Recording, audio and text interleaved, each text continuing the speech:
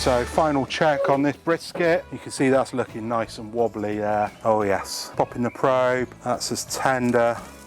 There's a little bit on the end that just maybe will ease up in the rest, but just that little bit's firm. The rest of it, like butter.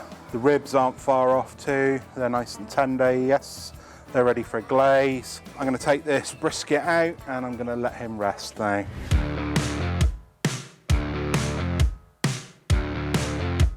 So these ribs are nice and tender, they're ready for a bit of glaze. I'm going with the last of my stash of Smoking Yankees apple and whiskey barbecue sauce. This is one of our favourites. This will take another 10-15 minutes just to set it off, and then these will be not far off.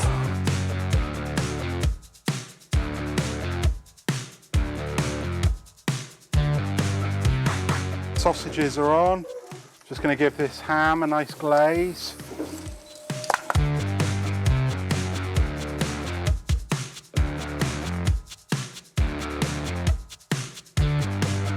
So here we go then.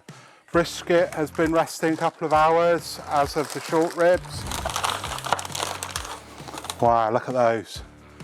They look amazing. So let's cut a few slices of this brisket. It's nice and juicy. There we go, nice and tender. Let's have a look at the ribs.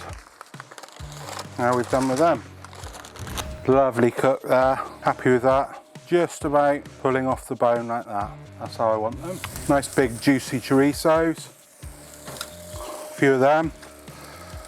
A couple of the more sear, the boudin negra. They're lovely. Get that ham off. That looks spectacular. My family are gonna have a feast. Hope you enjoyed this cook. Remember, subscribe and let me know you like what I'm doing. Appreciate it. Cheers.